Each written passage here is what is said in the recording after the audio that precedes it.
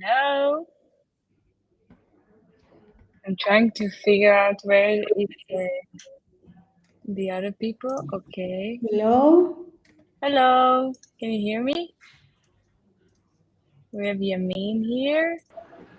Hello. Oh, Wait, it's can you guys hear me? Chelsea. I'm good, right? Yeah, we hear you right. I cannot find Chelsea and we're missing Nishi, right? Okay. Give me Nishi.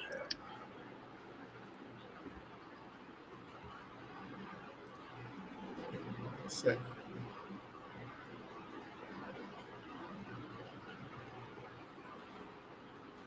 Hello, everyone. I don't know if anyone can hear me. So let me just ask some people some questions as well. Okay, I kind of want to ask this question to everyone who's joining in. Rate from 1 to 5, 1 being the lowest and 5 being the max. What's your experience with Figma? Let's put the question as well. In the chat. All right. Okay.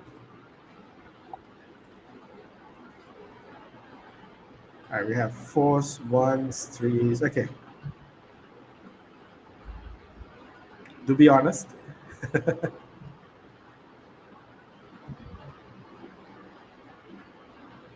Hi, Viviana. I remember you from the picnic. yeah, Celsius in the call. I think Nishi's there as well. Let's see. All right, a lot of All right. 4s, a lot of 3s, 1s. So don't worry, guys. You need a 1. Your skill level needs to be 1 to actually do this workshop. So don't worry. Perfect. I'll wait another minute just to see that everyone joins. And let's see. So we're missing Nick and Chelsea. Yes.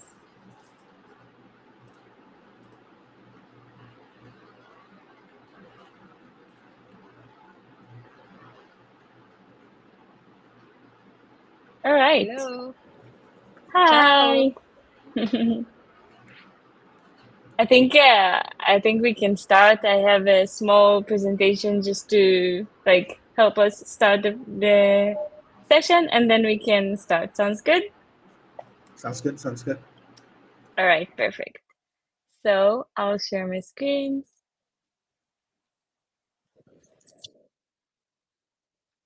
Can you guys still hear me? Because I don't hear anything. Okay, perfect. This one. All right.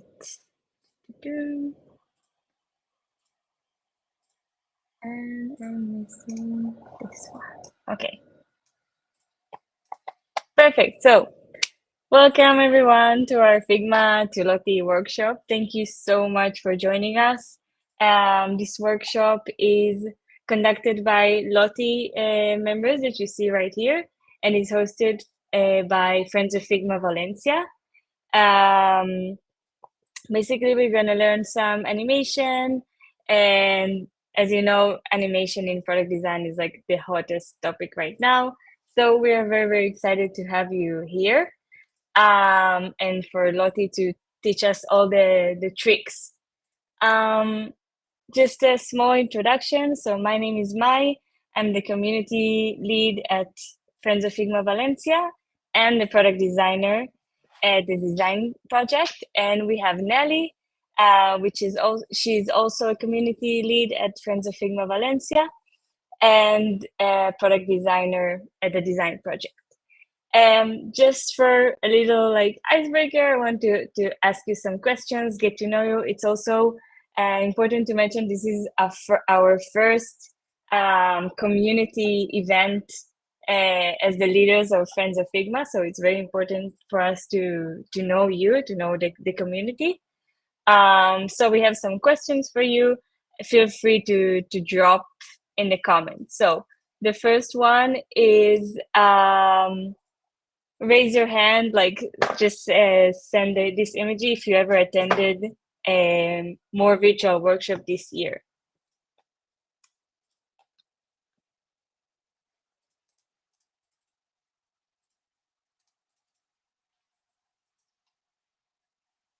Yeah, I see one. Only one. Okay, so very exciting. It's the year is not over yet. Okay, we have more. The year is not over yet, so we have more time, but I think it's super important for us to join like more workshops and to always extend our skills, right? All right, next question. Raise your hand if you've been using Figma for more than 3 years. It's a little bit related to what Yamin asked, so now we would see the consequences. Okay, perfect. So we have a lot of yeah, people with experience. That is great. I also been using Figma for more than 3 years. For whoever who's been using less or like new to Figma, as Yamin said, no worries. We're gonna this workshop is appropriate for even people with less. Okay, raise your hand if you work remotely.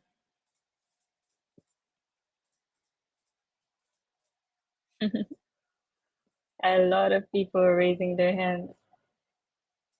It's so cool.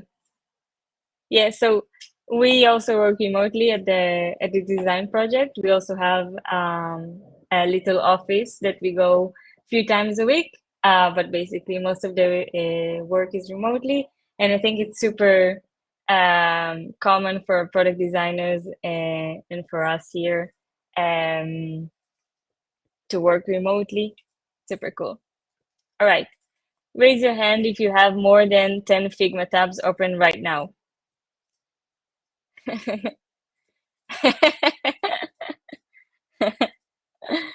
Yeah, it's a crime. Guilty.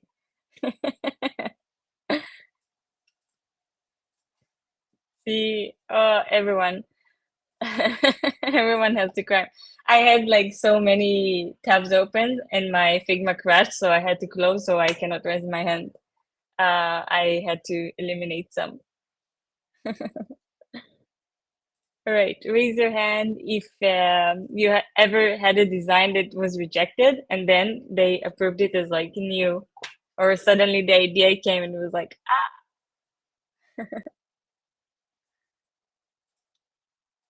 many hands. I like the ones that are like, it happens so many times, almost always. All right, drop a light bulb if you had a random design idea at 3 a.m. or in the shower. It always happens, right? Like in the most random time, you think about something and then it's like,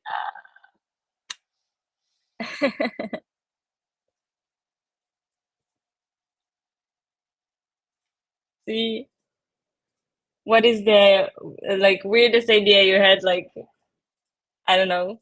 If you could drop in the comments if you had like this crazy idea, if you want to share.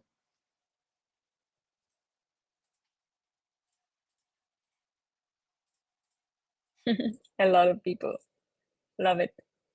Okay, perfect. I'm moving on. Raise your hand if you're currently looking for a job, and I added a bonus. You could share your LinkedIn, and we can start in the chat, and we could start some networking and like start up our community. So feel free to share your LinkedIn's. I see a lot of people like looking for a job, so that's great. Yeah, please share. Perfect. I will leave this, and you could uh, also add during the workshop. Um, Another one, pick your favorite. Is it a beach vacation or a city adventure? We have one beach, city, a lot of cities, mountains. This question is unfair to me. So Why? I mean, I live in Maldives, so it's kind of unfair. uh, so the beach is super regular for you, right? It's like Not next door. exciting. It's just in front. So You should have a picture of that in the background.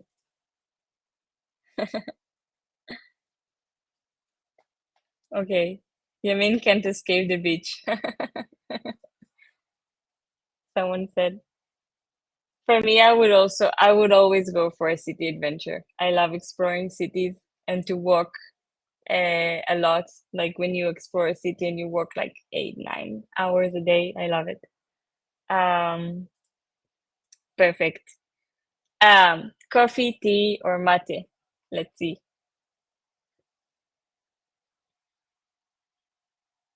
Tea, coffee, mate. Mate, of course. Why not everything I have? So many. Okay, you love your hot drinks. Now I see, I see. Coffee, everyone. Perfect. And be honest, is your desktop is organized or chaotic? A lot of coffee lovers. Chaotic chaos. Full of screenshots.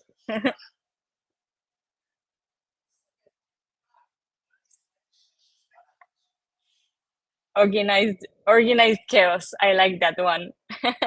It's like a chaos that only you understand what's going on, right? Paper and sketches. Okay, perfect. Okay, so Vedant, thank you so much for tagging along and like sending your thoughts in the comments. We are friends of Figma Valencia. As I said, this is going to be our first event, and we would have many more. Um, this event is just something I wanted to say. This event is in English, but future events, if we would have um, like an actual meeting, and we would have, uh, would be in Spanish or mixed. And it all depends on the collaboration we found, the speakers, and everything. So, just FYI for you, because some people ask me about this. So that's about the language. And general friends of Figma, there are like more than 200 branches around the world. And here in Spain, there are six. There one in Madrid, in Malaga, Alicante, in the Balearic Islands, Barcelona, and Valencia. Of course, we're the best, but don't tell them. And but we're gonna like do more and maybe collaborate with some, so it's gonna be exciting.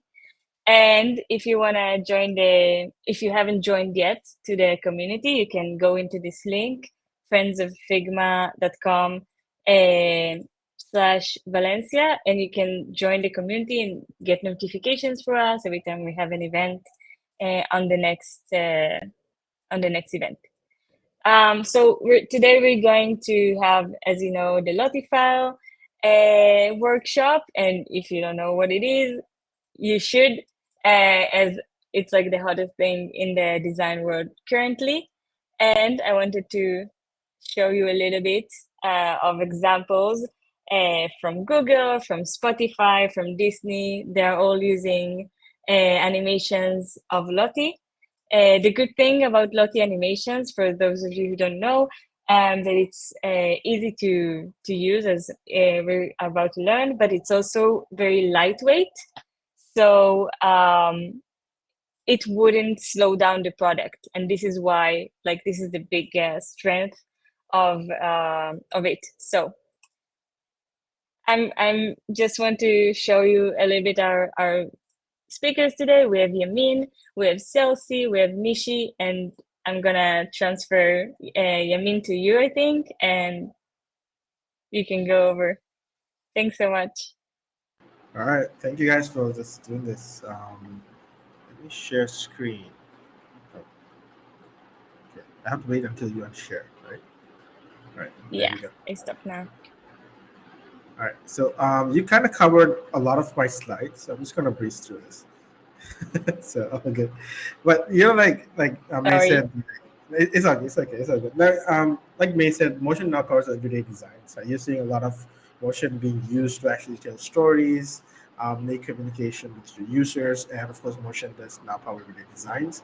But the good news is that Lottie before Lottie was not actually an official standard. Now it actually is an official standard for motion design.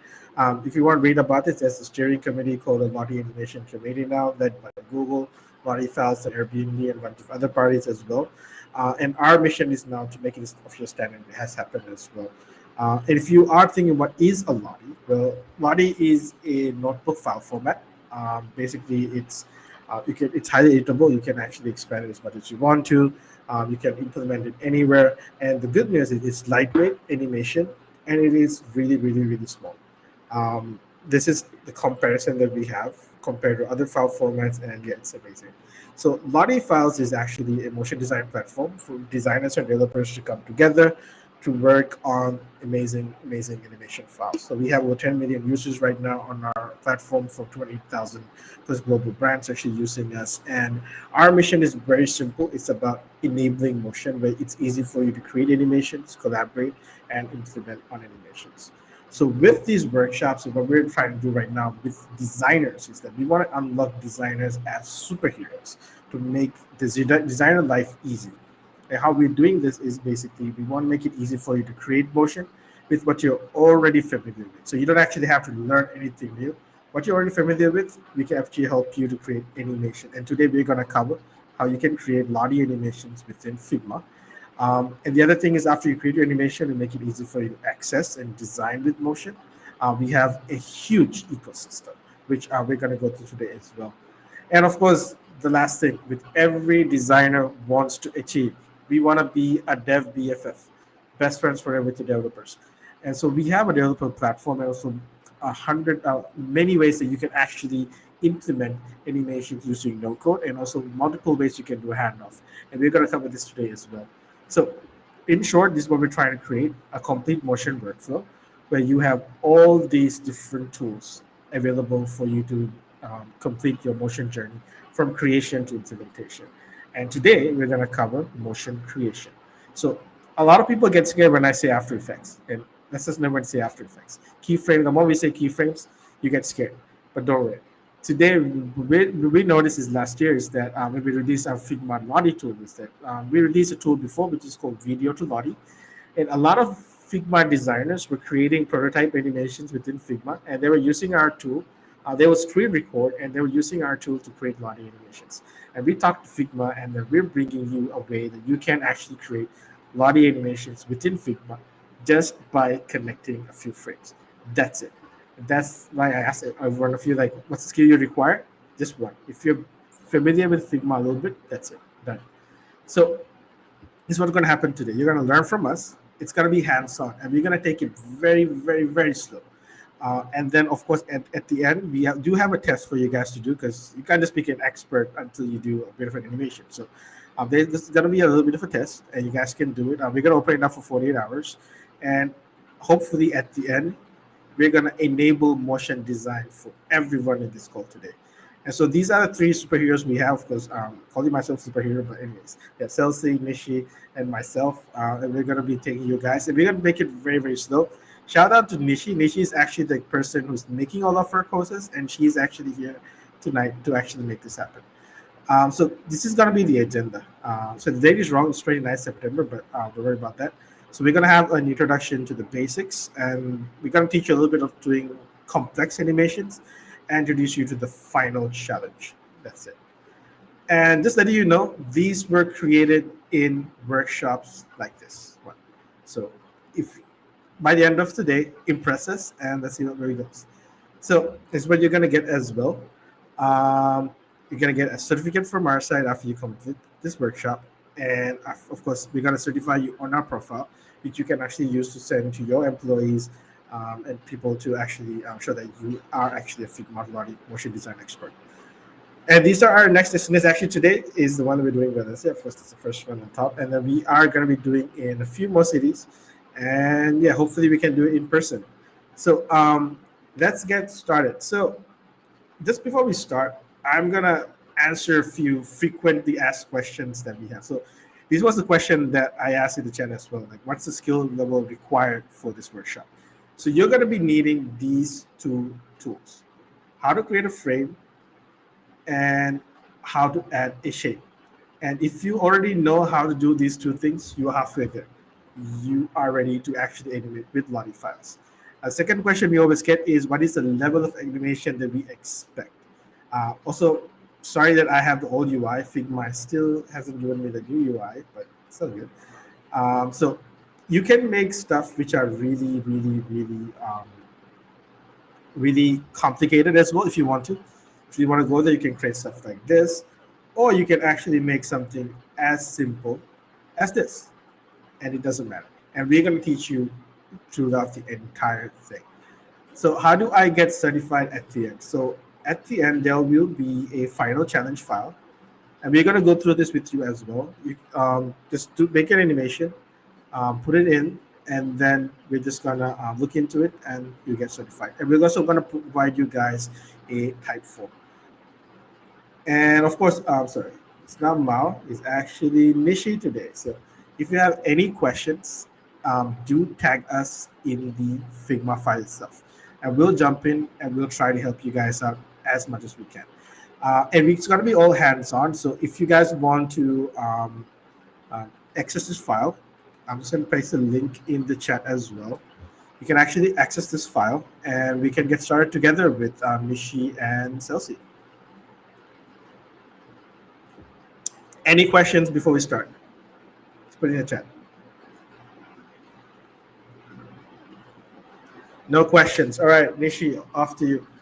For now, yeah. For now, no questions. So Nishi, off to you. And yeah, let's have some fun and animate, guys. All right. Okay, thank you so much, Yaman, for the lovely introduction. I'm just going to share my screen very quickly. Could you guys give me a thumbs up if my screen is visible? Okay, awesome. So first of all, hello Valencia, or I guess I must say hola to all of you. So the structure of the workflow, the structure of the workshop is going to go as follows. So I will start with showing you all the most basic things that you can get started off with, and then I'm going to hand it off to Celsi, who is going to take us through slightly more complex and advanced animations. So if you think that I'm going very fast, do let me know in the chat, and I'm going to slow down my pace. So I guess I'll get started. So first things first, in order to create Lottie animations using the LottieFiles for Figma plugin, you obviously need to have this plugin first. So no problem, even if you don't. So people who already have the plugin, fantastic. But for people who don't yet, this is where you can install it from. Just click, if you have the new UI, then you could just click on this plus icon over here, and in the plugins section or the plugins tab, just search for LottieFiles. And once you find it, you can just run it from here and the plugin should open for you. For anybody who's using the older UI, you should have an icon or a button which looks like this, and you can go to the plugin section from here and search for LottieFiles. Is everybody okay with the installation part? Okay, perfect. I see a few thumbs up, so I'm going to move forward. So what I'll do is I'll just quickly breeze through the different tabs that are there in this, plugin. You don't have to get overwhelmed with this because we are only going to talk about how to create Lottie animations. But just to make you guys familiar with what this plugin does, I'll just quickly take you through each of its tabs. So as soon as you open the plugin, you have this Discover tab, which happens to be the first tab in this plugin. And over here, you have all of these animations, which are completely free for you to use. You can just pick whatever you like and just start using it in your Figma file. Then we have something called as workspaces, which directly links you to your LottieFiles workspace. And this is where you can store your animations, save them. You also use this to download your animations in different formats and basically just, organize all of your animations better. You can try this out if you haven't already. The next one is the Export to Lottie tab, and this is what we are going to be talking about through the entirety of this workshop. So this is like the hero of the whole plugin for now. So I'm just going to skip it because this is all we're going to talk about. And I will show you all the tools section, and we have some really cool tools over here. So we have something called AI prompt to vector, which by the name, I'm sure most of you can already, tell. All you have to do is just type in whatever you're looking for, and you can pick whatever style you want from here, and then just hit generate, and you will have your vector ready for you to work with. Then apart from that, we also have something called as raster to vector, which is also like a very cool tool. What it does is, if you have an image, if you have a raster image, you can just sort of drag and drop it from your computer, or if you have it somewhere in the file, you can use that too, and within seconds it's going to give you a vector. The reason I'm not like demoing all of these options is because I don't want to like make this too heavy for y'all, but just giving you an idea of everything that's packed into this little plugin of ours. Then let's say that you already have a Lottie animation you've created and you want to insert this in the file. You can do that as well by just going to the import tab. So now that we've seen everything that this plugin can do, let us look at why we are here for today, which is creating Lottie animations. So all you have to worry about for today is just this tab, which is export to Lottie. All right, is everybody ready to go? If your plugin is still loading, no problem. I'm going to take you through, a few parts together, and then you will have some time to try it out yourselves. Okay, perfect. So the first part is, how do you create a single animation? So this is like super, super basic. So like Yamin pointed out before, you just have to know two things. One is to be able to create a frame, which is you do that over here. So you have this icon over here. You can just press that and just drag out a frame, and that's it. So if anybody is like super new to Figma, frame is just another word for a canvas or an artboard in which all of your vectors and everything that you work on is going to live. So once you create your frame, as Yaman said, half of your job is done. You just have to add a shape in here. That's it. So for the first animation, which is animating a single frame, this is all you need. So what I already have over here is, I have a frame and I have 3 concentric circles that I've already created. So once you create whatever you want, all you have to do is just select your frame and click on export to Lottie. And you can see I did absolutely nothing. So you can do that. You can do the same thing for this. So I created this frame and I created this rectangular square in the middle of this frame. And when I choose my frame and click on export to Lottie, you can see that it's already animated. So you just need these two things for your first animating a single frame. Now just let us look at what are the different ways you can animate this. So because right now there is not a lot of information on what you want your animation to do, what the plugin does is, it's going to give you all a bunch of options or animation presets that you can work with to kind of select an animation that you like. So you have the pulse one over here, and you have a few in the move in and move out tabs also. So as you can see, you can just play around with these presets until you zero in on the preset that you like the most, and that the one that you would like to use. So for example, my personal favorite happens to be this pulse one, which is under the highlight tab, and you can see how it feels like, it's like a little heartbeat. So I kind of love this preset a lot. For anybody who's doing like a handwritten sort of a type, you can try out the trim path one also. This is also very cool. Let's go back to the pulse one. There are a few other options that you could try out over here as well. For example, you have this option over here which allows you to give it like a background color if you need, or you can just go back to the transparent background. Then let's say that you are happy with the pulse animation, but you feel that maybe this is too fast or too slow. You have that kind of control also. So you can just click on this animation speed over here, and you can just double its speed or just cut it into half as well.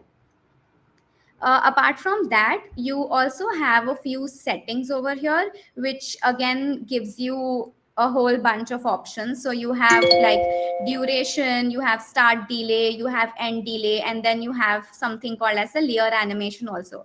So I'll just quickly go through what some of these do. For example, in the end delay option, let's say I increase the value from the default 25 to 100.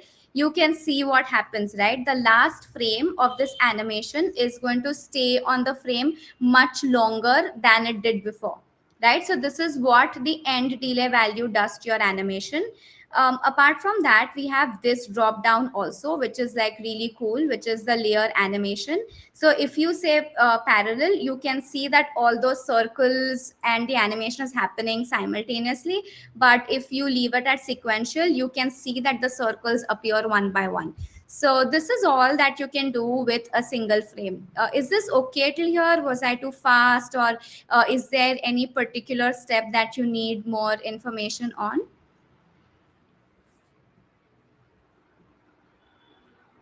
Okay, I can see a few thumbs ups coming in, which is great. So this takes me to the next part, right? So now we have our animation ready. What do you do with it, right? So animation is done, but what next? So there are a few things that you can do with it. One is you can insert it as a GIF in your Figma file itself. So when you click on the insert as GIF button, it is going to give you a few options, and it's going to let you choose the size you want, like from small, medium, or large. Again, you can toggle the transparency on and off and simply insert it as a GIF. So it is going to take some time, and then it's just going to get inserted for you. So right now, if you see the GIF that I inserted, it's not, you can't see it, and that is because our animation starts with an empty frame. So if your animation is starting with a frame that's empty, it's not going to be visible. But if you want to make sure that if your GIF has been inserted or not, you can always go to your layer panel on the left hand side and check if it is there or not. So this is one thing that you could do with your animation that's generated. You can either insert it as a GIF, and then it's going to ask you if you want to save it to your workspace so you can use it later.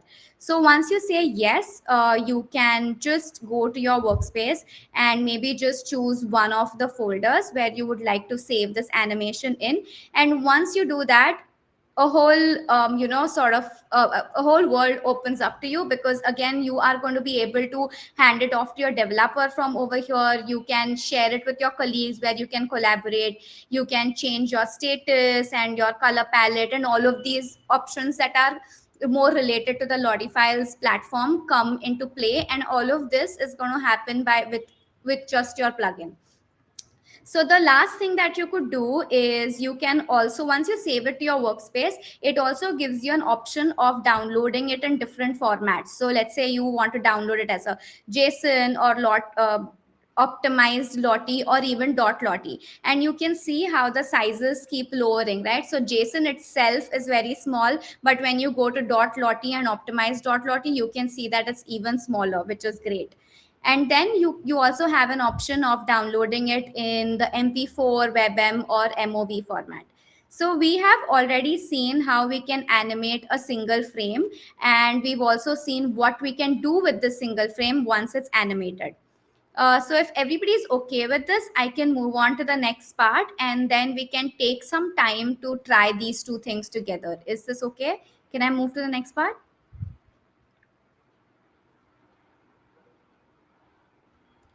Okay, great. If you have the old version of Figma, it shouldn't affect any of the options. Okay, great. So apart from that, just I have a lot of thumbs up. So I'm just going to move to the next part, which is animating with multiple frames. Okay, so you've already seen how this pulse animation works when it's on a single frame. And when you have just one single frame that you can animate with, you are kind of at the mercy of all these presets that the LottieFiles plugin has in store for you. But let's say that you want more control. You want to control the animation in different ways, right? So for that, what we're going to do is we are going to create one more frame, because of course we are using multiple frames. So what you need to do is just duplicate this frame.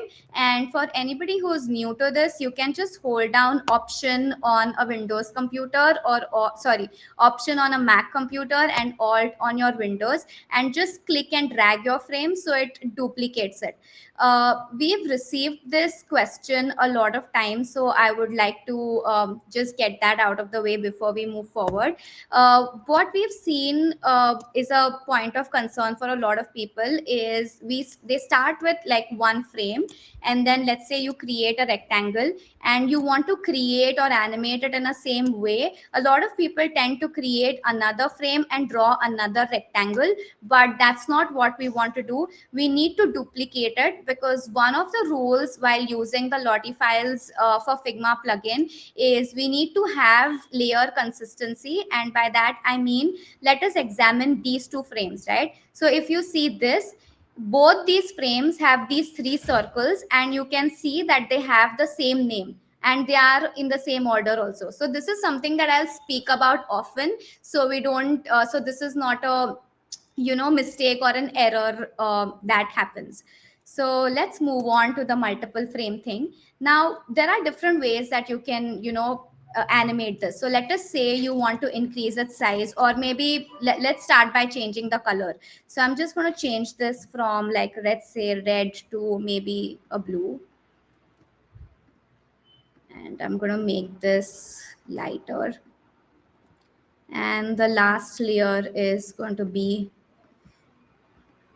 even more lighter. Okay, so we've changed our color, and I also want this animation to scale up as we move. So what I'm going to do is I'm just going to grab all my concentric circles together and increase them in size. Oops. So you can increase it as much as you want. You can just go all the way up like this, or keep it as big as you want, or maybe do something else, rotate it. It's completely up to you. So once you have both of your frames ready, so if you remember, when we animated a single frame, we just selected one frame and we hit on export to Lottie. But this time, because there are more frames into the picture, we are going to select both of them together. So let's say you have 4 frames, then you select all 4 together, right? So this is how it works. You select as many frames as you want, or as they are needed for your animation. So I select both of them and I click on the export to Lottie tab. You see what's happening? So the plugin is creating all the transitions that have to happen between these 2 frames to get this animation. And that's honestly that's about it. So this is how you can create animations using just frames. So like Yaman said before, the only thing that we did was we just created frames and we created shapes. That's it. So what I'm going to do now is, let us take a few minutes and y'all can try it in your files and ask us any questions if you have any. Should we give 5 minutes, right? Yeah. And let me know if you guys are done early, then we can move on to the next part sooner. For those having an issue with loading the plugin, can you let me know if you're accessing it via a corporate network? Because we did have an issue yesterday, I think in the morning today as well. Um, oh, you can send me a DM. I'll try to see if there's other ways I can help you out. Just send me a DM if the loading death animation is there. So just send me a DM. I'll try to help you guys out.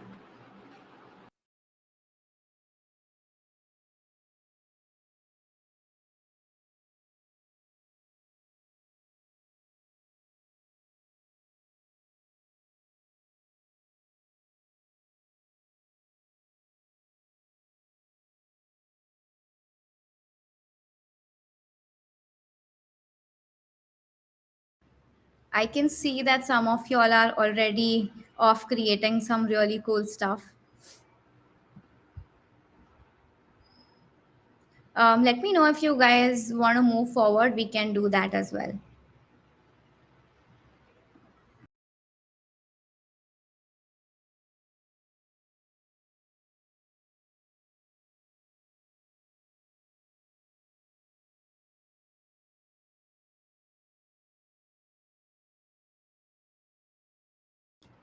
So I have one yes. Shall I move to the next part of it? Okay, great. Awesome. Okay, so the next part is about animating using prototypes. This is also very cool. So I think I can say that since all of you, I've seen most of you all have like mastered animating with a single and multiple frames, I would say that half of this workshop is done for you, because there are literally two fundamentals that we cover in this workshop, which is animating using prototypes and animating using single and multiple frames. Once you have these both fundamentals clear, the next part is just about how to extend these fundamentals to different features and different concepts. So this is another important sort of a part to cover, but again, super easy. So we just saw how to animate with multiple frames, and this is okay. I'm sorry, I have a question that says I'm not able to see the presets, so I'm just going to go back over here. So if the way that you can access presets is that works only for single frame. If you have both the frames together, you won't have any presets, because you are already telling the plugin what to do, the kind of animation you want it to export. But if you have a single frame, the plugin does not have enough information of what your animation should look like, and that's why it gives you different options to try it out. I hope that answers your question, Erica.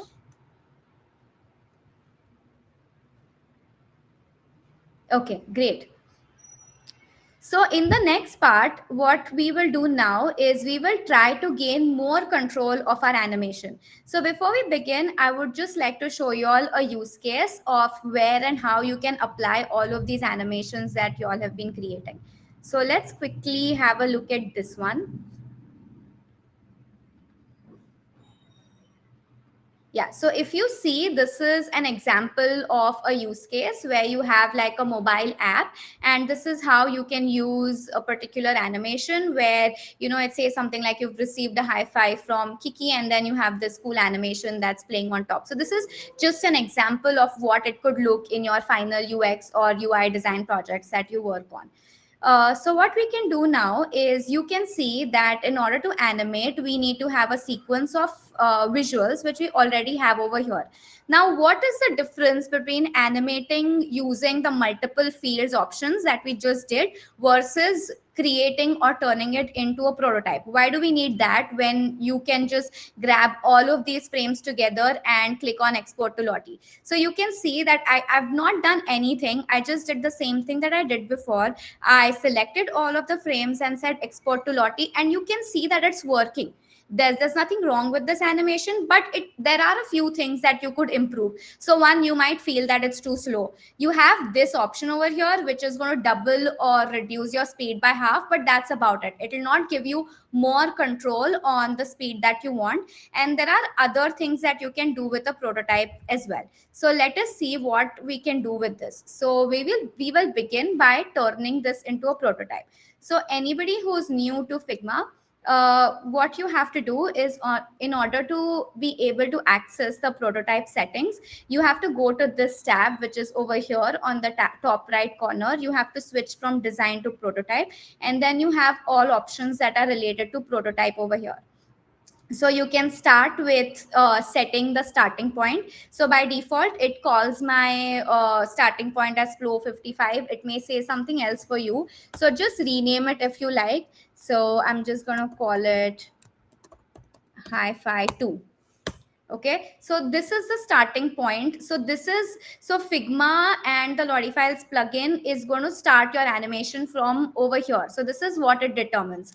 Now what you have to do is, when you hover over the frame, you can see that a plus icon appears. So all you have to do is just sort of drag it out from here and connect it to the next frame.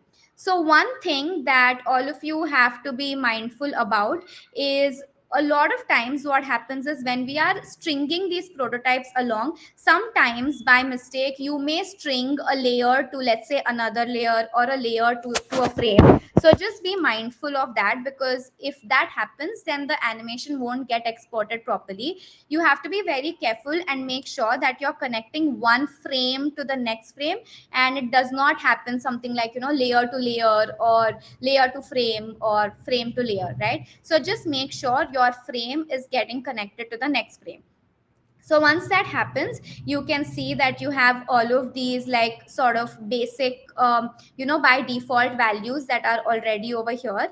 So what you have to do is, right now, don't worry about anything, just change your animation from instant to smart animate.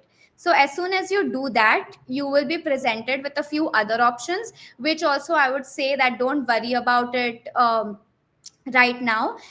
We can see what these do as we move forward. So set your animation to smart animate, and I think, Rusu, how did you get those frames? So these frames, these were some visuals that we had already created because we want this animation. So let us say you want to do something else. Then one, we have these animations over here in the participants file. So you can just grab the animations from over here.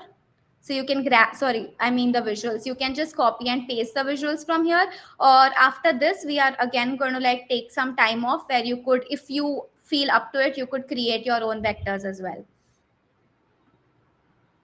Okay, great. So once you have your visuals ready, I've connected my first frame to the next frame. And the only setting that I have changed is I've changed my animation value from instant to smart animate, and I've left everything as it is. You can definitely explore all of these options that are under the curve feature with ease in, ease out, ease in and out and everything. We also have this bouncy option, which is going to create like a nice spring animation. Just feel free to try that out as well, because it's really cool. So but for my animation right now, the one that I showed you, we are going to leave it at ease out. Now, another cool feature about Figma is when you start making your prototype and start stringing your one frame after the other, when you're stringing your second frame to the third, it's going to take the same settings. It's going to just hold on to the settings that you had input earlier and apply the same thing. So you don't have to worry about checking each of these settings every time. So we can just quickly connect all the other frames from 1 to 2, 2 to 3, and 3 to 4.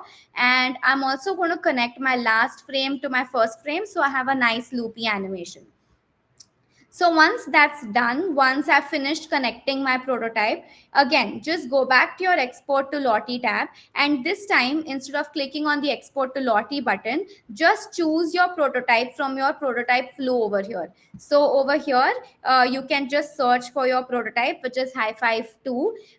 One tip for all of you is, if you have a huge drop down list, because a lot of people are creating prototypes and this list may be really long, if it's becoming a little difficult for you to look for your prototype, just type out your name over here and it will show up.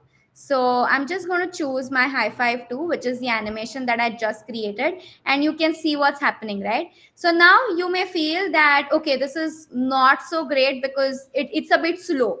So in case you want to like make this faster, when we changed our animation value from instant to smart animate, there was another field which was duration, which was by default set to 300 milliseconds. So what you can do is you can reduce the duration over here to make it faster. So let's say I shift it to 200, and make sure that you change this speed or this duration on every frame so that you get consistent speed across. So I'm going to just select each of my frames and make sure that I'm changing the duration to 200. So I do this over here, and from my last to my first as well. Another cool thing is, now you've made changes to your prototype, right? So once you make these changes, you don't have to go back and open the drop down, look for your prototype, etc., etc. You don't have to do all of that. Once you've made your changes, all you have to do is you can just click on this refresh flow, and it will show you the prototype with your latest changes. So you can see very evidently that my clap or my high five has become a lot faster. So if you recall this animation that I just showed you all, you can see that the animation we just created is not similar to the one that I have right now. So if you see, the hands that are sort of meeting, that portion is staying a little bit longer than the rest of the animation, right? So in order to achieve that, there is another small thing that you could do. So what you have to do is, you can see that this particular frame where the hands are meeting, this is the frame that's, staying on longer, right? So this is the one that you want to stay on screen of a few more seconds than the rest. So for that, you need to make a small shift in the transition from this frame to the next frame. So for that, we are going to examine the connection between this frame to this frame. So when you open your drop down, now instead of changing anything else over here, what we are going to do is we are going to change the trigger value from on click to after delay. Okay, so when the after delay happens, by default it's going to give you a duration of, or a delay of 800 milliseconds, which I think is okay. But if you want, you can play around with these values and see the effect that it gives you. So once I've made this change, now when I refresh it, you can see that the entire animation happens at, and the part where the two hands are meeting stays on a little bit longer than the rest. So is this clear? Do you guys want me to go over some part once again? So after delay is the option that I chose under the trigger drop down. So now this kind of control, or this nuanced motion that we are getting, where one frame is staying longer than the rest, all of this is not possible when you just select all the frames together and click on export to Lottie. And this is the reason why we need to work with prototypes, so we have more control over our animations. Is this part okay? Nishi, I think there's one question around Yes. speed values between frames. Okay. Yes, maybe you can show it again. Okay, so anybody who wants to see where the speed values are, so when you're stringing your one frame to the next, so the speed values and everything will appear if you have changed your animation from instant to smart animate.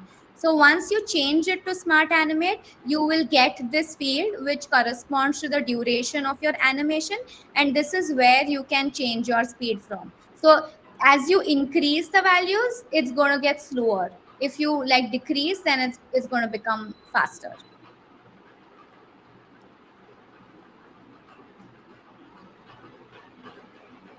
For Okay, so for the smooth out values, you can definitely, sorry, for the smoothing out effect, you can definitely like play around with the duration, but you could also try the ease in, ease out, and the ease in and out values to get that effect that you're looking for. Because sometimes you want something to, like, when you're animating, when you give your ease in and ease out commands, you want the animation to start faster but end slower, right? So if you want those kind of transitions, then I recommend that you look at the curve option over here and choose from these fields, along with playing around with the time duration. Is this okay? Any more questions? Okay, so what we can do is, let us take a few more minutes, and you all can just try a few things out in your file. And while you're trying, if you have any questions, or if you want me to show any part once again, I'll be more than happy to do so. And just like before, if you guys are done and if you feel confident, then we can also move on to the next part. Yeah.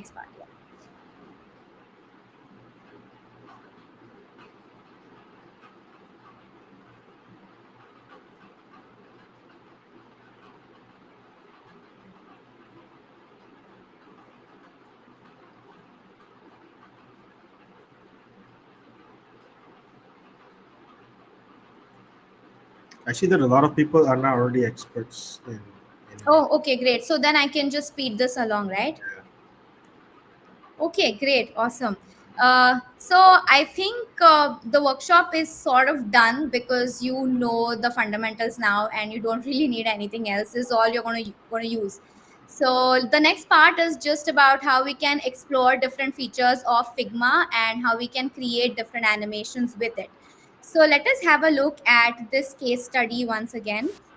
And this is an example of an e-commerce site where you can have animations which are related to gradients. So you can see what is happening over here. So you have these stickers and banners which sort of call out a sale, and then we use gradient animations to sort of draw the viewer's attention. So this is something that we are going to try and create. So if you can see over here, we already have this flow laid out, but I'm going to show you how to do it frame by frame. So in our earlier sequence, we have all the visuals and all the frames laid out for us, but for the gradient one specifically, let us create it from the beginning.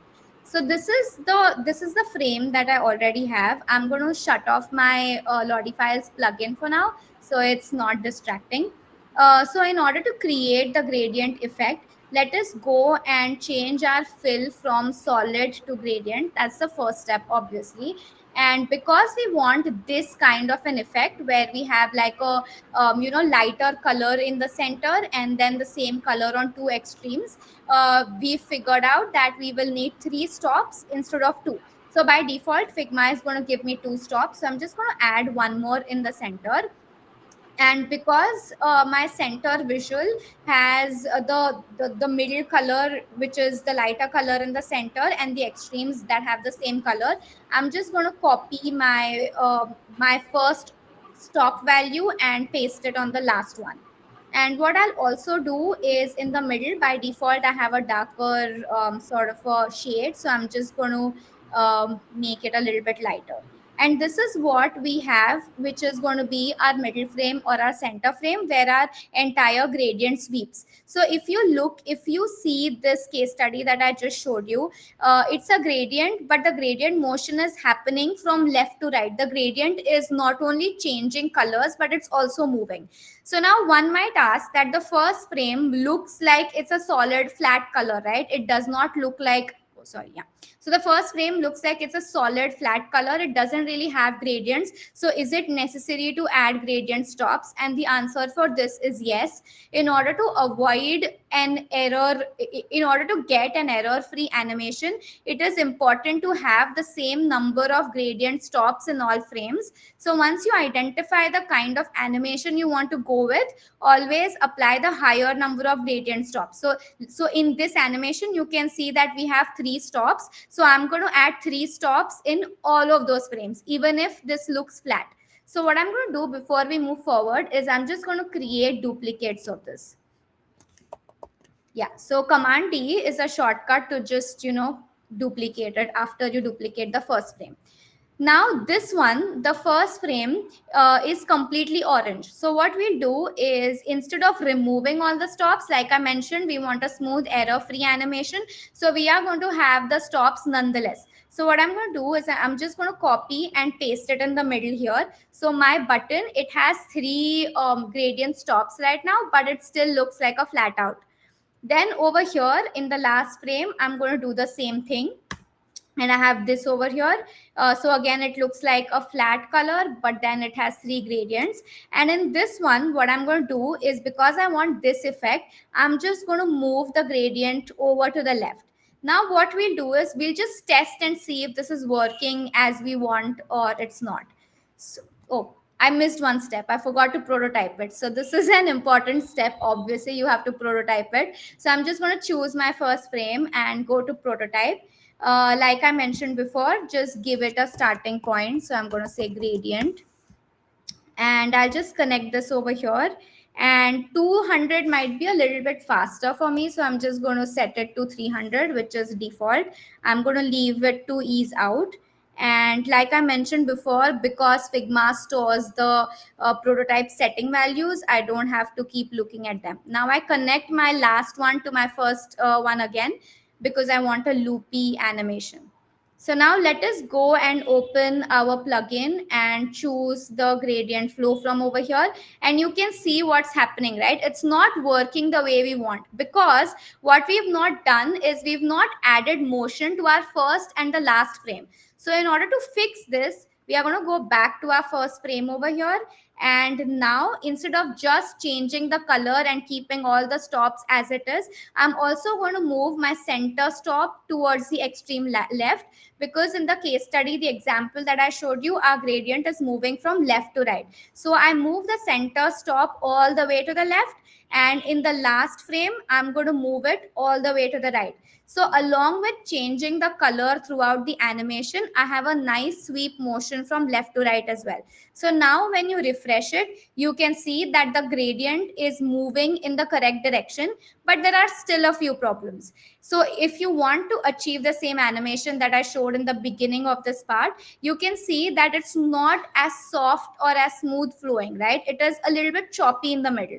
And that is because of the animation curve that is over here. So for that, what we can do is, let us just experiment and see what happens. So if we change this ease out value from here to, let's say, ease in, let's see if that makes a difference.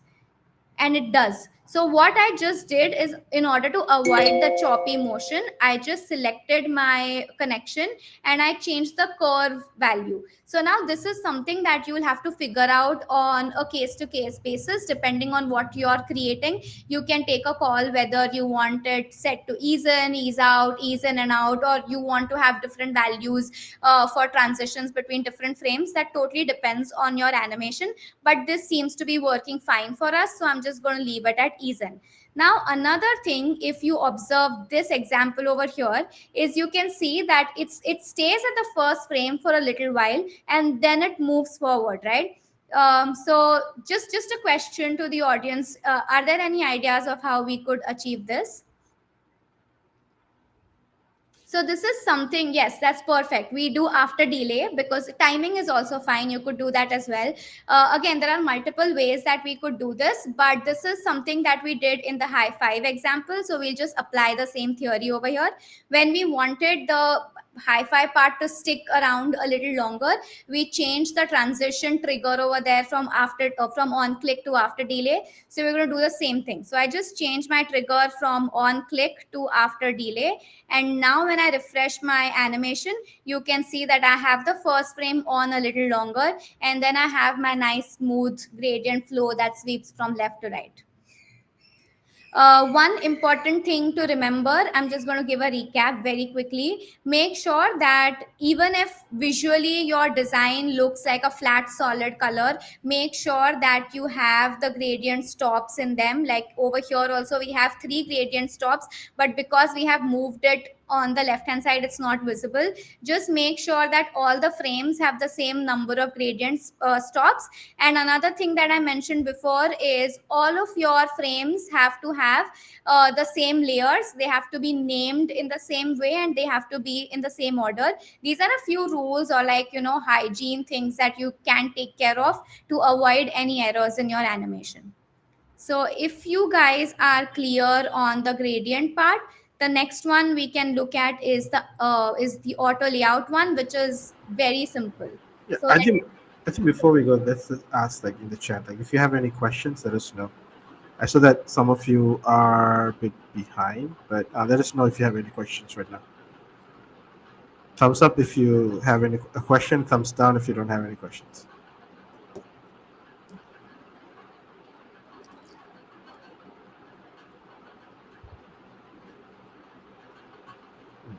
I think. Okay, Lottie plugin doesn't recognize if the trigger is click or a hover. Not at the plugin itself, no.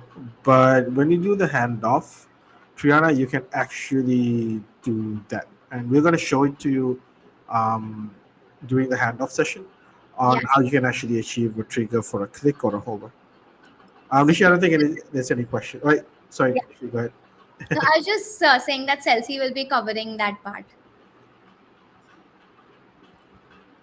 Okay, I can see a lot of thumbs down, which is actually a good thing. So, so the next one that we are going to look at is auto layout, and I can see that a lot of you are already familiar with a lot of things that Figma can do. So this is another, a case study that can be achieved with your LottieFiles plugin. So I'm sure you must have come across this animation a lot of times where you want to show or indicate that a person is typing, and this is something that we are going to create right now. So I have this particular vector over here, and if you look at my layer stack, you can see that my bottom shape is with these three dots is set to auto layout. So when I make any changes to any one of my element, it's going to affect the rest of it. So this is what auto layouts, this is how auto layouts work basically, and we are just going to use this feature and create this typing animation. So like you can see, I have my first frame which is already set up for me. So I'm just going to quickly create a few duplicates. Okay, so once I do this, there's a question, how can I see my animation on the prototype? So for can you just elaborate a little bit, Barbara? What do you mean? So is this what you mean? Like, oh, I'm sorry, I'm not sharing the right tab. Sorry. Okay, is this what you mean? Like how I showed you this case study? Is this your question?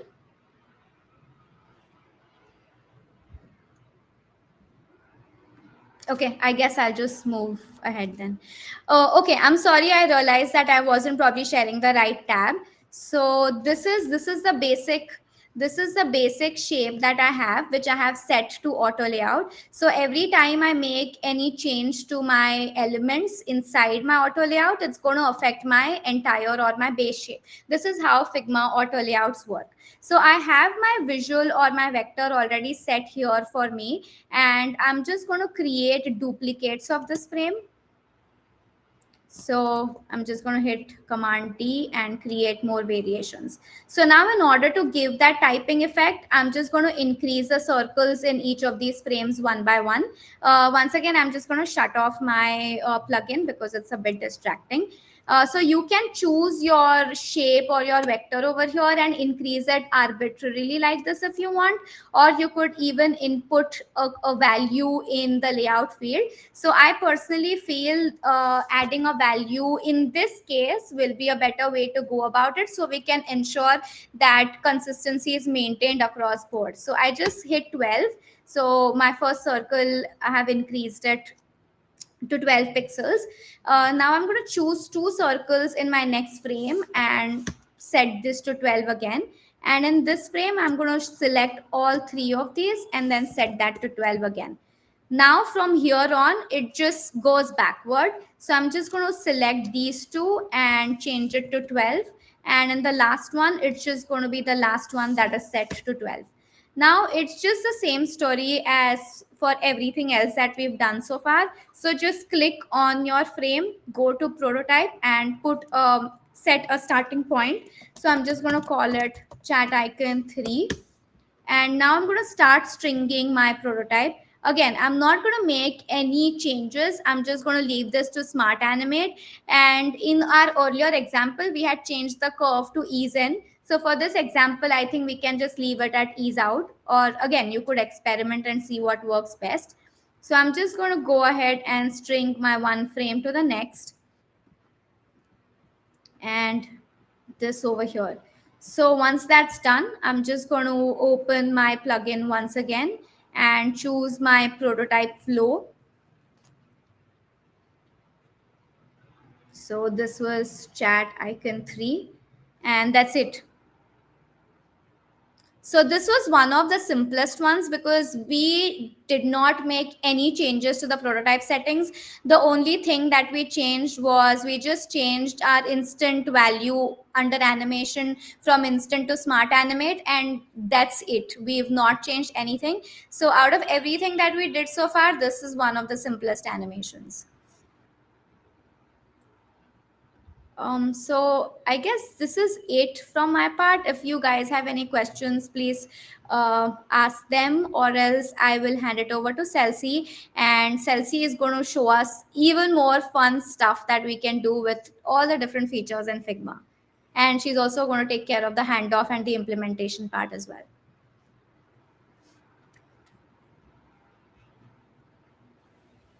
Thank you so much, Nishi. I think everyone is still trying out the auto layout.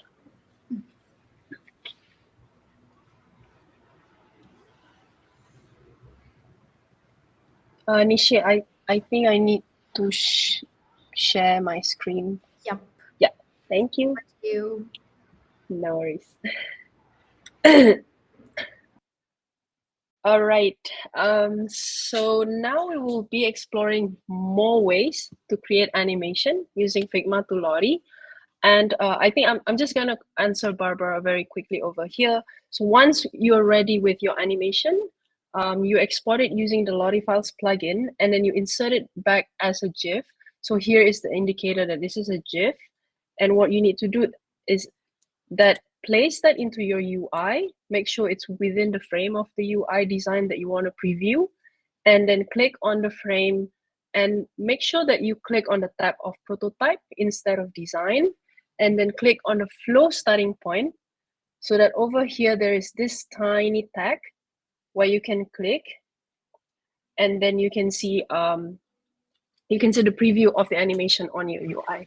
So yeah, so Figma to Lottie not only support the prototype setting, as what Nishi has mentioned, but also support stroke and mask.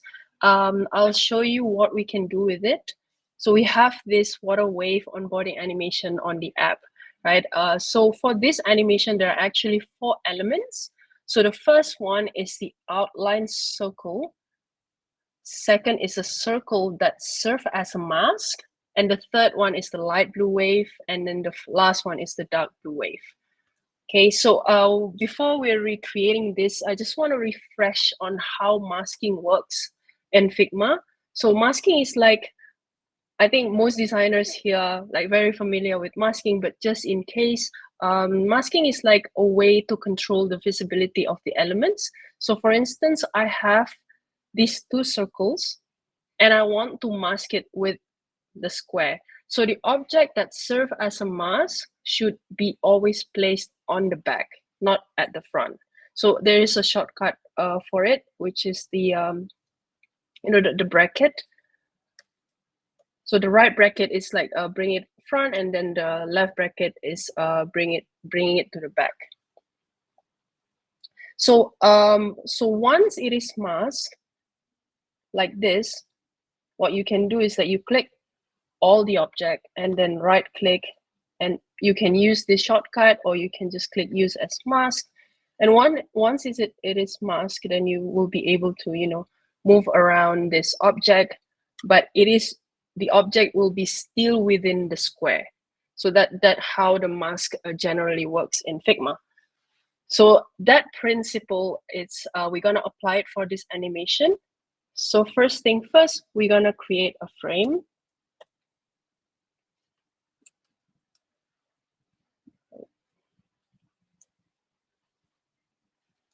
So let's create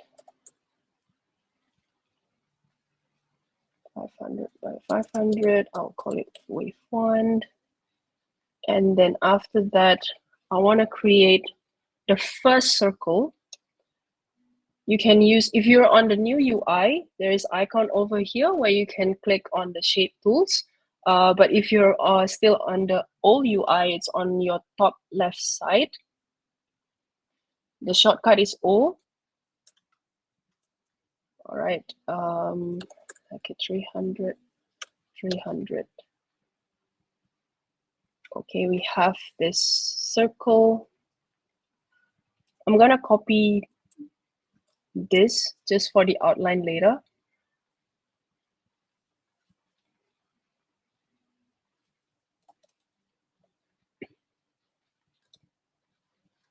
So what I'm gonna do is I'm gonna bring this first wave into the frame. I'm cutting it and then paste it. Same with the second one.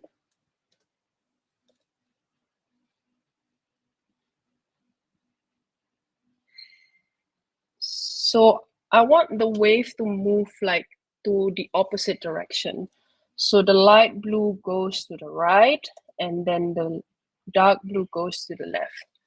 Okay, so what we're gonna do is that we ensure that this wave, the first one, which is the light blue, it goes all the way to the left. So we are at the right end of it. And then for the dark blue, we are going all the way to the right so that we get the end of the left side. Okay, so now we have this. So we click these three objects and then right click, use as mask, so that this is already being masked, these two objects. And then I'm gonna add another circle, which is if you see in that animation, so the line outside, it's showing from a thin line to quite a thick line. Okay, so everything is in the frame. Just gonna change the color over here. I think I want it to be a bit lighter. Let's try with 3. Let's put it at center.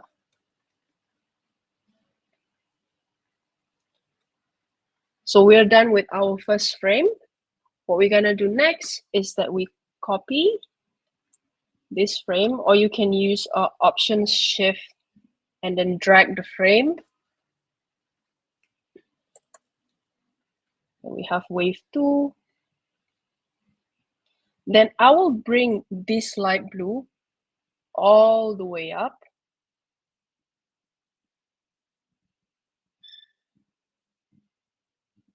Oops. All the way up. And reaching almost like half of the wave.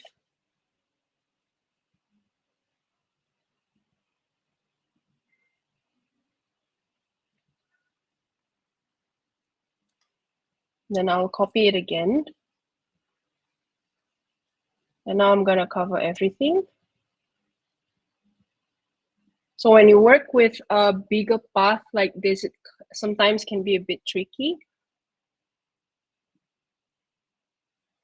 But there is one trick that I love to do is to do a Command Y, so you get to see the outline. But to do that, you have to put your frame in quite a bit of a distance so that it doesn't overlap for each frame. All right, yeah, now it's overlapping. There we go. Or the other way that is also quite easy to do is that to change the value over here on the X, so that you really don't need to touch the path, so that you don't bring the object out of the frame and then inside the frame again. Okay. So we want to bring it to the far right and then go up. Oh, so there's a question on borders in the chat.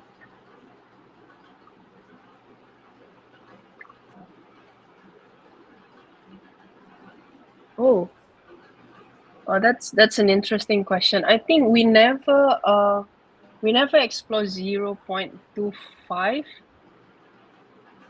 What was it, like a showing thicker, or is it?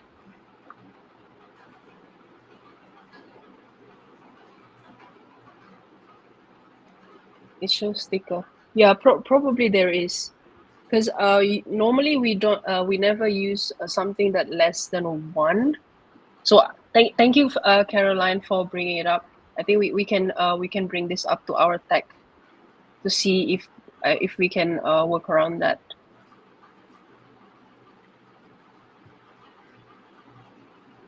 Okay, so and then this one, let's bring it all the way to the left.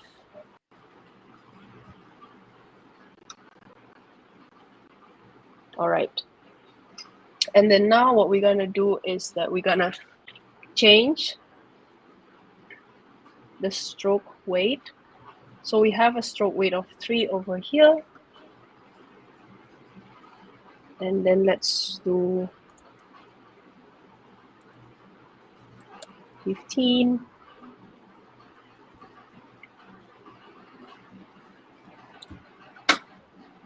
Again, 15. Okay, now we have this ready. I'll put this a bit apart. I'm just gonna follow the exact prototype setting that we have here.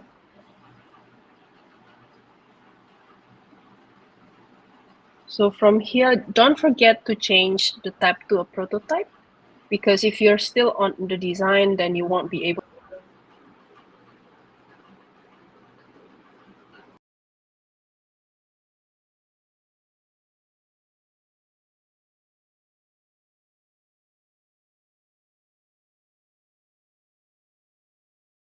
Did we do Chelsea? I was wondering the same thing, if it was me or if Celsius.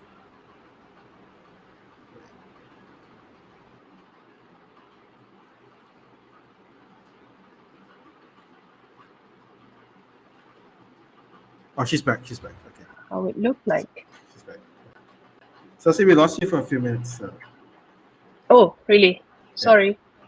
Where was I the last time? You were taking us through the prototyping and you were saying make sure you're on the prototype tab. Oh, okay. All right. So okay, then I'll repeat on the stringing the frame. We will just follow the exact same setting with the previous one, which is ease in and out with 4,000. And okay, I'll delete this. Then we will do it again.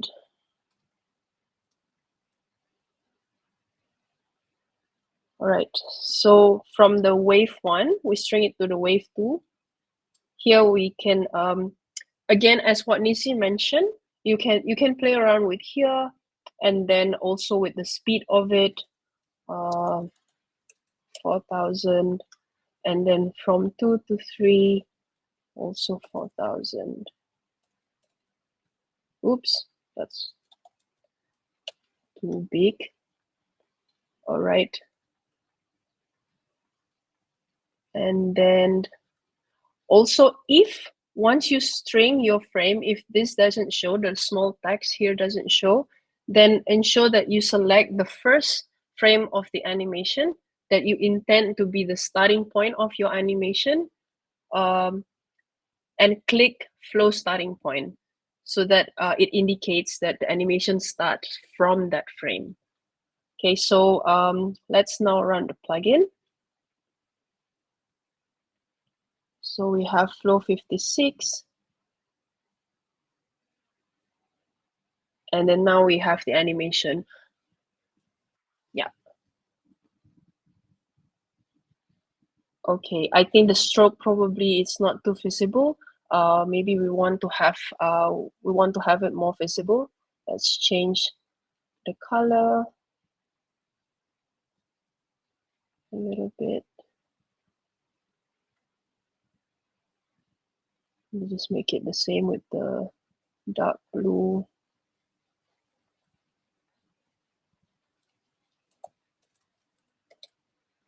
$25.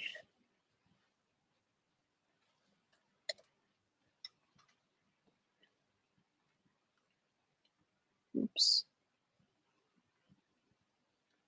Okay, and as Nishi mentioned, you don't need to go back. You can just refresh the flow here.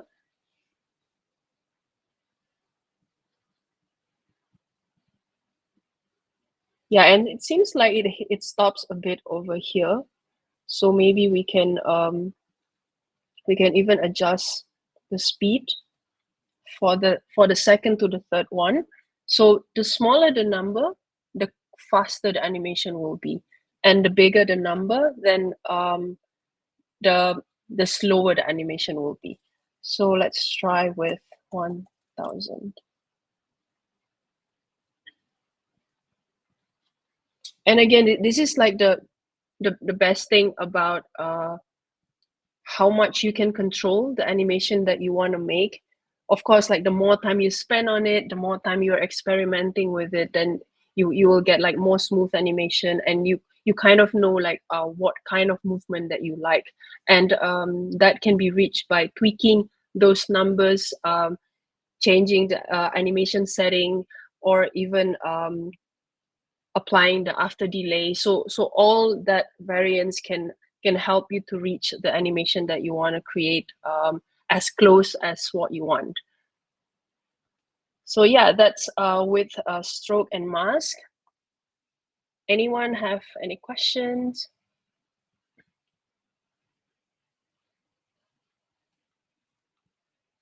All good? Thumbs up, thumbs down? Okay, cool. I guess we can move forward to the next one.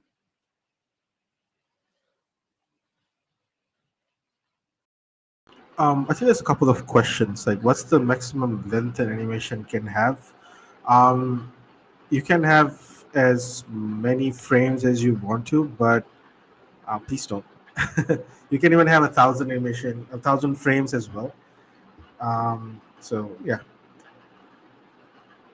the way to make it move. Okay, so there's a question to show how you make it move in the wave file. So In the wave, right? yeah, I think we might have lost you while you were explaining it. Yeah. Oh, okay.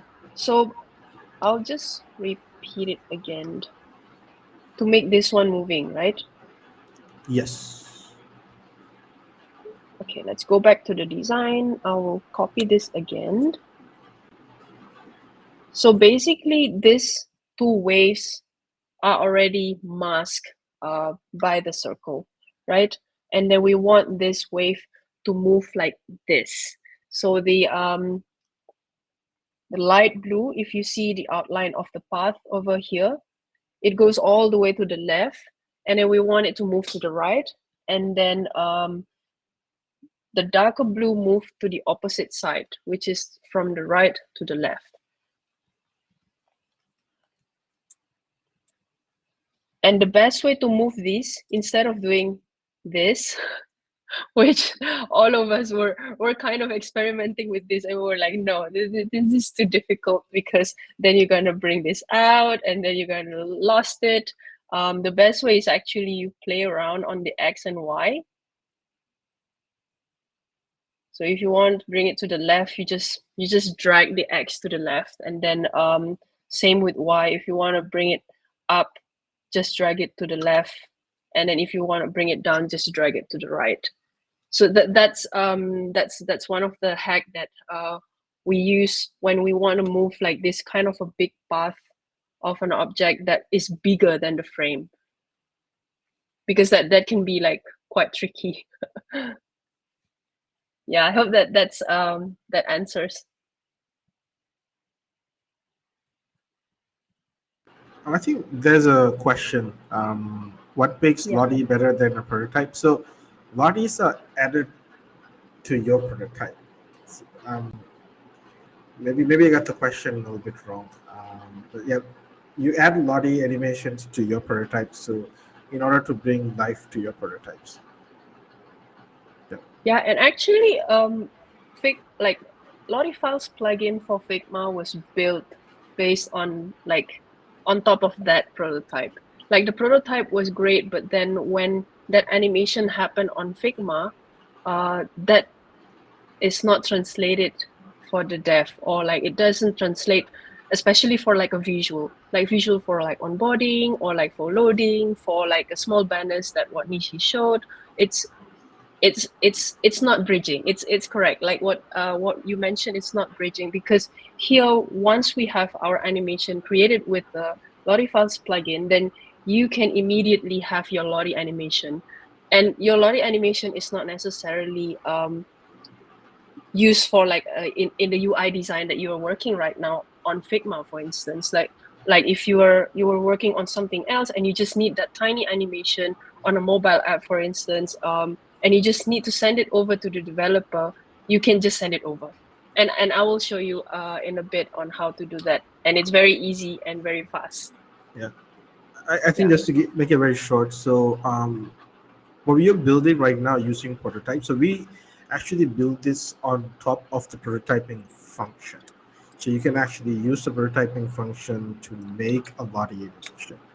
So once that's done, what people do is you add it back. I think Hannah answered this question where like we add it back into the prototype as GIF, and then once we do the handoff, that's when we hand off the animation to your developer. And we're gonna go through that. Don't worry. We're gonna go step by step. We have enough time to actually go through everything. Don't worry. All right, Celsi off to. All right. I think we're ready for the next one. Okay, so the next one is the multivariant components. If you are familiar and love using components, I think you're gonna love these features because multivariant component means that you will be able to combine 2, 3, 4, 5, 6 animation into one single frame with a different setting for each of those animation. For instance, I'll show you here what we have.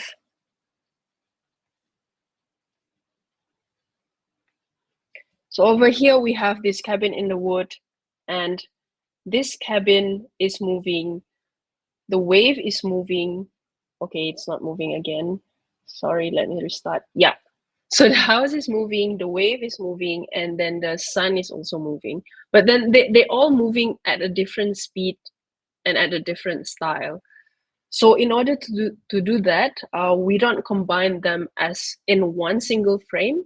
Instead, we separate them into a different multivariant. So first one is the house, second one is the wave, and then the third one is the sun.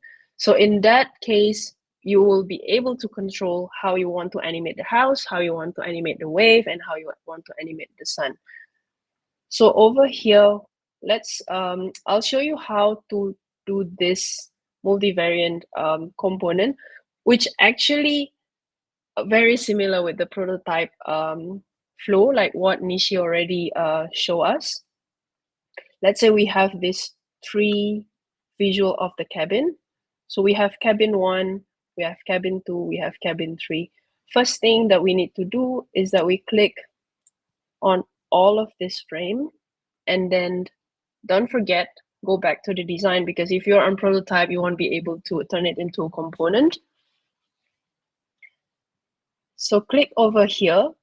There is like create component, create multiple component. Oops. You have to create multiple component. And then select again and click a button here that says combine as variant. And after that, you can start string the frame by frame, like how you do with the prototype. So we go on the prototype.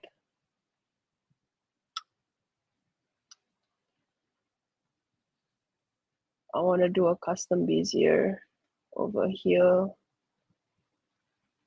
Let's say 2000. Same from the second frame to the third frame, custom 2000. All right. And again, we're going to do the same thing with the wave. Go back to the design tab. Create multiple component. Create multiple component means that if you are selecting more than one frame, then each of those frame will become a separate component. Then after that, you select them and combine it as a variant. Okay. So from here, we're gonna go back to the prototype and then string the first frame. And again, this might happen and it might be thing for you just to leave it like that, but that's gonna make the animation not smooth, and yeah, we want to avoid any error or like unexpected result. So don't ever string your frame to the layers, but instead your frame to a frame. Yeah, so when you're reaching half and then no, it's not a frame. Don't stop there. Yeah, go to the frame. Okay, and then for the wave, I think let's go with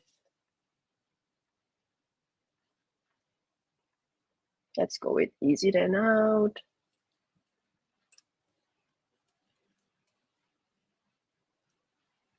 Okay, and then let's do the same with the sun.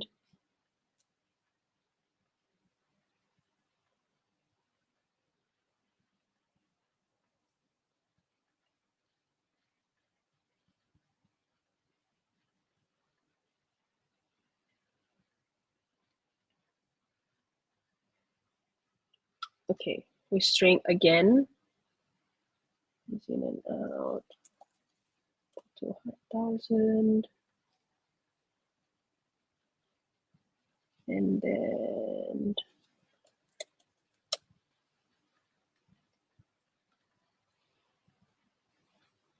I think the wave should be in loop. So if we want to make it in loop, we just need to string back the last frame to the first frame. Yeah.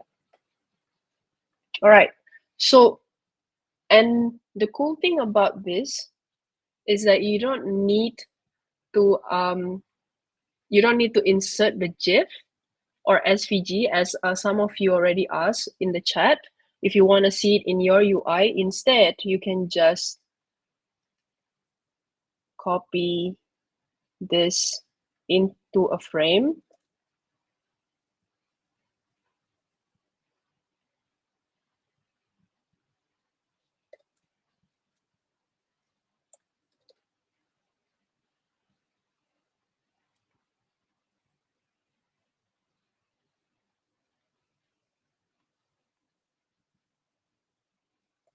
And then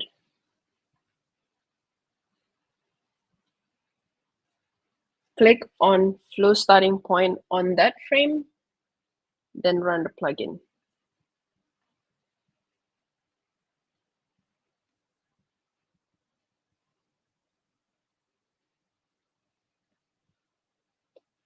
Now we have the animation ready, that consisting 3 different elements, which is the animation of the house, second is the animation of the wave, and then the third one is the animation of the sun.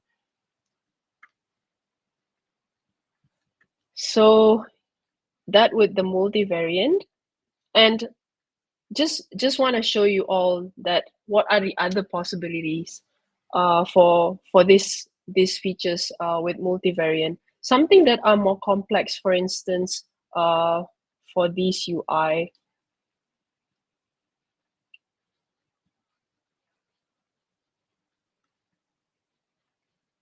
Oops, sorry, it doesn't play. Let me just play this one. 54.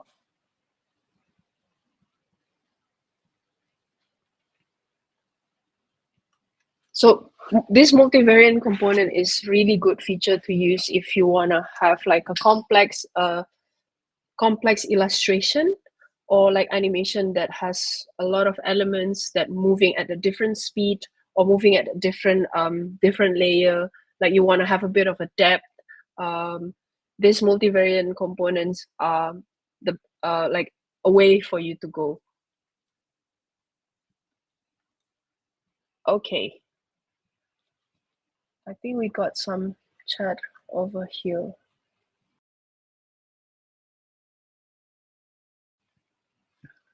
What happened when we use Booleans group like union, subtract, intersect? Does it has any effect? Oh, it supports Boolean Booleans and grouping like that union, subtract. Olivier.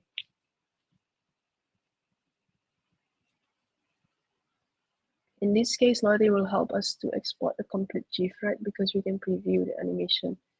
Yes, you will be able to export it in a various format, not just GIF. I'm gonna show you after this. Animated SVG, no.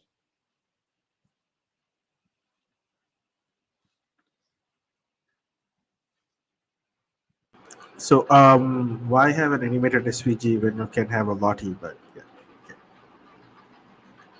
But the best thing is that with this plugin, I think Nishi already showed it earlier.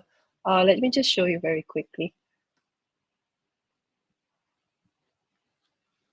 With a Lottie, actually, you can get an SVG, meaning like any frame of the SVG that you need. Let's just okay, let's see this little cutie dog over here. So we actually can choose a frame where we want it, whichever frame that we want. Let's say I like this 58 frame, which is the dog is flying, and then insert it as a SVG, and you already have the SVG. Sorry. Or if you have a JSON file that you've created days before or like previously, you can even go here to the tools and then you can import. All you need to do is just to drag and drop your Lottie JSON or .lottie, and you can do this exactly same thing. You can drop in the GIF or you can drop the SVG. Yeah, so don't worry. Sometimes like you've created the animation and then maybe your teammate were like, hey, do you have the SVG of this? Oh no, I only have the animation. Don't worry. As long as you have the JSON, as you have the .lottie, you'll be able to extract the SVG at the exact frame that you need. What to do if LottieFiles tell you that your frames has unsupported elements? It has factors, no gradients.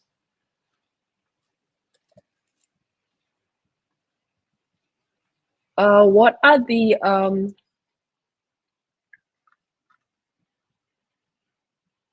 elements that you are trying to use, Min Xiao Chen, if I may know?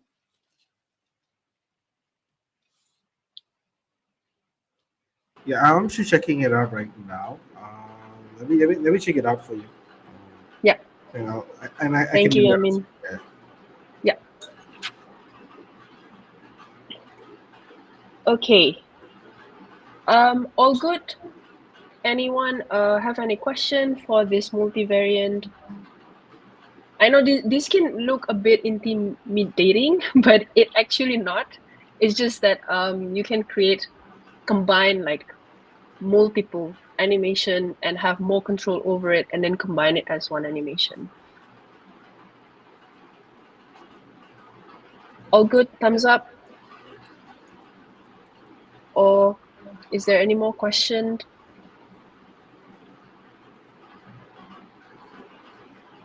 Oh, the last part of the house example. I've created a... Okay, no worries, Elena, let's do that again. So the last part of the of this house animation where we drag these elements, right? I will just delete this and then we recreate again a frame.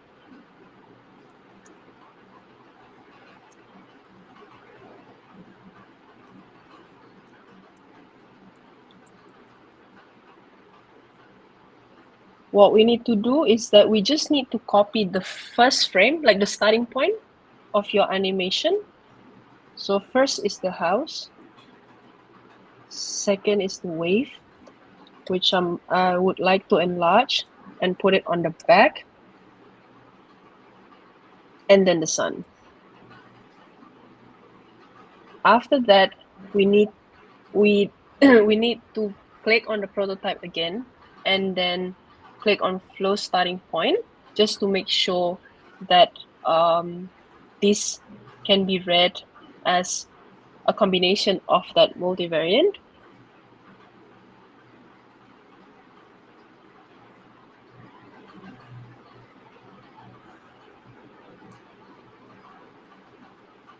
And then, yeah, we have the animation.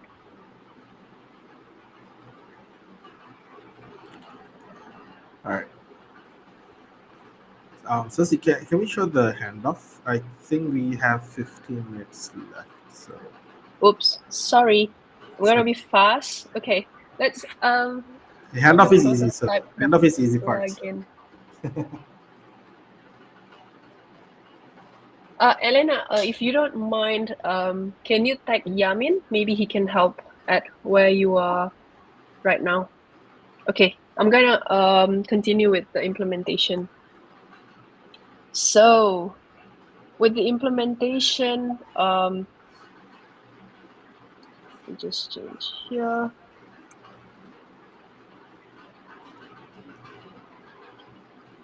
So when we already have the design and then we inserted back the GIF, like what Nishi showed with this clapping hand animation, what we need to do is that we just need to switch this to a dev mode. And then, so basically you can share this Figma file to your dev. Like what Yamin mentioned also, like we want to be BFF with the with the dev in like in your company. You wanna, you wanna have a good relationship with them because this is gonna change the way you collaborate. And then in plugin over here, we have LottieFiles for Figma dev mode. So you can click on it. And once you click on this dev mode,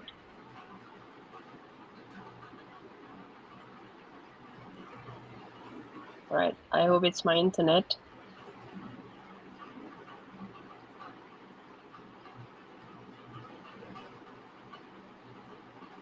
Okay. So since this GIF was generated from a Lottie, then this plugin will already have all the information that's needed by the dev so that they can implement this animation to your product. So for instance, in the animation setting over here, you have options of autoplay, or if you want it to loop or not. Okay, if I don't want it to loop, then it's just only play once. Or do you want to play it on hover or not? Or there are many other settings over here. There is like a play mode, direction as well, even speed. And this is where the handoff and embed is very, very useful for the dev, where you can choose either you want Lottie JSON or .lottie, and then these are the asset links that you can that your dev can just grab it from here without needing to get out from Figma. But there is another way to do it. Let me share another screen.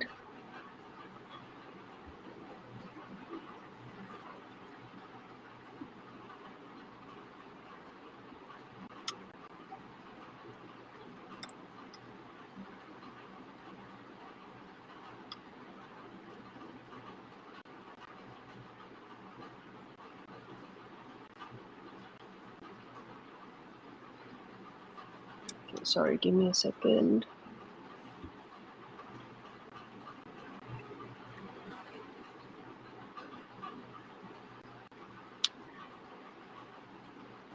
So when you see in the plugin save to a workspace, so this is a workspace. Workspace is basically where you are collaborating with your team. For instance, like me, Nishi, and Yamin, we're in one workspace where we can share our animation. So anything that I created that I've uploaded into the workspace, Nishi and Yamin also able to see it. And even like Nishi created this animation, and then I would like to give a comment. I will just type in here like, and it even can be a frame specific. So for instance, it's on the 38 and I just tag over here and I can choose Nishi. Hey Nishi, I really love this, but do you think we can change the color? So we will be able to collaborate on the animation really easily in this platform. And then not just commenting, Nishi can just change the color palette over here. You can add your new palette or even use the preset color palettes over here.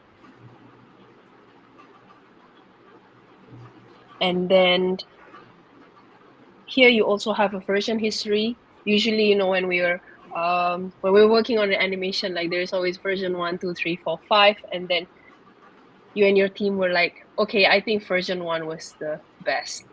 Then you want to go back to the first version. Don't worry, you will be able to track your version history over here. And then this is the last one that is very powerful.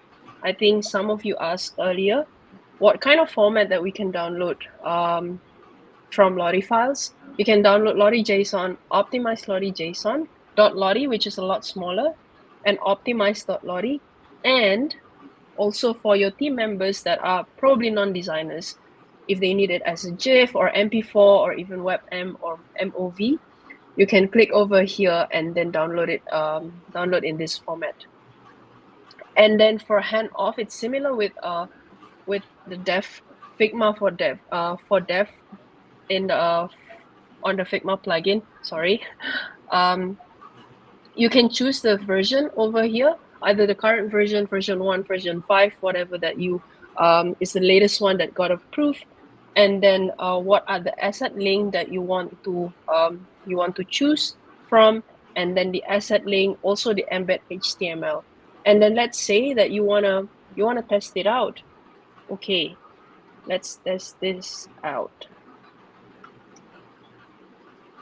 So we have over here is a code pen, and then it's copied from this embed HTML. And then you already have a preview of your animation.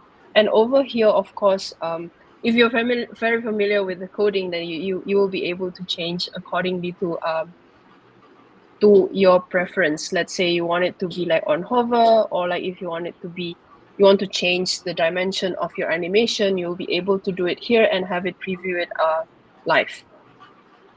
So yeah, that's it. Yamin, I hope I'm not No, you're on taking time. too much time. Okay. Yeah. Ooh, okay. Yeah, if you have any question, guys, please put it in the chat box. Over to you, Yamin. All right. Before you guys pour in your questions, maybe Chelsea, I'll just share my screen very quick. So, oops, sorry for that. I've been doing an animation while you were talking. So the last part of the entire thing. I mean, just before we go into the last part, hope you guys are having fun. Hope you guys are enjoying something new today that you guys are learning in terms of like creating Lottie animations. We can see some cool stuff. So, in order to get certified, we kind of have a challenge for you guys. Halloween's coming up next month. Can dev use that link upload directly to the website? Yes, you can actually do that as well if you're hosting it on LottieFiles.com. But just before that, final challenge. All right, so we are giving you guys a way. So we want to certify you guys, but just by attending the workshop, we can't call you an expert. So we kind of have a challenge for you guys. So the challenge is to create a Halloween animation of your choice. So you can mix some shapes, use all this stuff, lovely stuff that Chelsea and Nishi has created. You can actually use this, and you can actually create an animation. So just before you start, do listen. A couple of things. We are accepting only 2 types of animations. It has to be a prototype animation, or it has to be a multi-component animation. Unfortunately, what's the difference between a prototype animation and a multi-frame animation? Good question. So,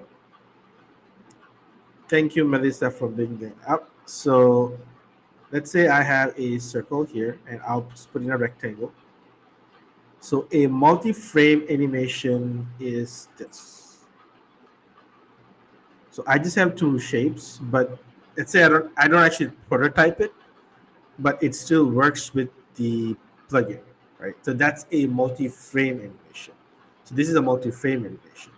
A prototype animation would be if you use the prototype function, and if you prototype it, that's a prototype animation. So we're only accepting prototype animation. So make sure that your frames are connected and straight. Hope that answers the question.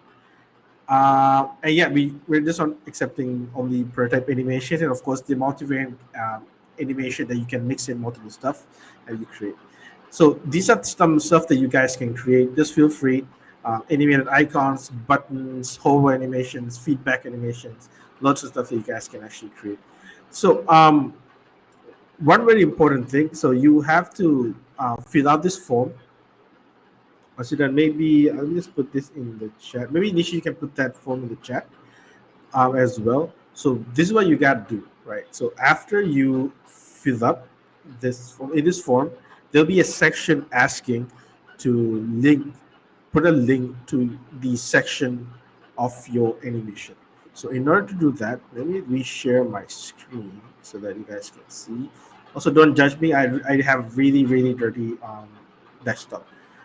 So once you have done an animation like this, but one just want to remind you guys, do check if your animation works, because we are also going to check if your animation works. So let's say you have an animation, go here and then check if your animation works or not. And once this step is done, click your section. Yeah, chaotic desktop team, yeah. Exactly. Just click here, go here, and then go to copy link to section, and then there'll be this lovely form that you have to fill out. We're just going to ask you a few questions to say, my name's Yamin. I'm in LottieFiles if you want to reach out to me. And then, of course, do rate the workshop. Do give us 5 stars, because I hope you did a good job. And then in this question, be sure to copy and paste that link to the Figma section. So what's going to happen is once you fill out the form, we are going to go to that section and we're going to check out what you guys have done. And then we have a couple of other questions for you guys as well. And yeah, that's it. Hope you guys make some really spooky, nice animations. And yeah, that's it. May, over to you. I guess that's it from our side. Just can't wait to see what you guys create. Does the frame has to be in this file? Augusto, good question. No, but make sure I can access the file. Yeah.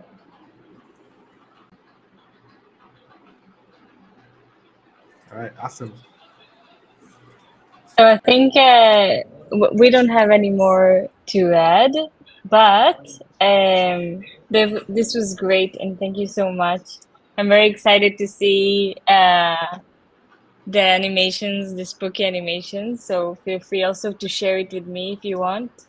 Yeah, Um, I think there was one question about the date. So, mhm. well, I'll keep it open until 30th September. But if you guys are facing any issues, just please tag us on the Figma file, and then we'll try to help. We'll jump in. We'll try to help you guys out as much as we can. Where to get the link? All right. I'll paste the links again in the chat. So this is the Figma file link. Lottie link from Valencia, and for the form that you guys have to fill out,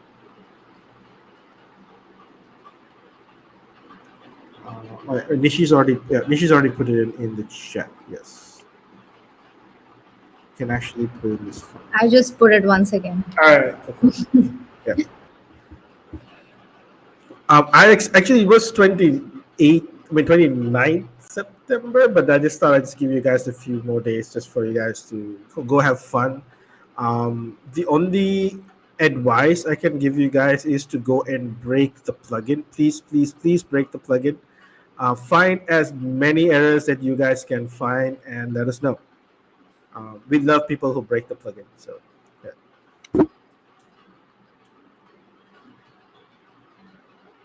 And if you are unsure, go to pages.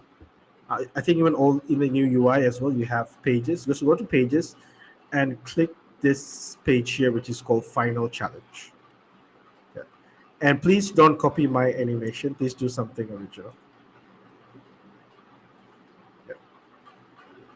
All right, that's it, mate. That's all from me. Perfect. I just added and I also sent it in the chat.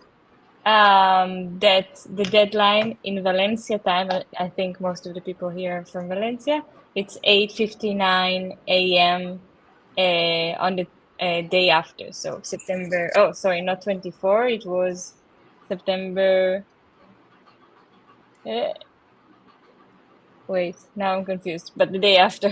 It was the 30, so the 1st, right? The 30th Yes. of September. Okay, so the first day of October, 8:59 a.m. That's the deadline. In Valencia. Okay, thank you so much. Thanks for everyone who joined us, and this was exciting. Please follow along for future events, and thank you so much, Yamin, Nishi, and Celsi. Thank you for having us. I hope you guys enjoy. Oh, there is one question. I was going to answer this. Are we a late adopter in LottieFiles? Is the peak of LottieFiles already achieved? We're always improving. There is a lot more coming out. Theming and interactivity is coming out pretty soon. So yeah, do follow us. Can we only use the assets that are on the file? No, you can use different assets as well. We just want to help make it easy for you guys to just try it out. Yeah, that's the last question. I'm gonna answer. All right. All right. Thank Thank you. you so much. Right on Thank time. you, Have a everyone. great day, evening to everyone. Ciao. Ciao. Ciao. See you Bye. guys. Bye.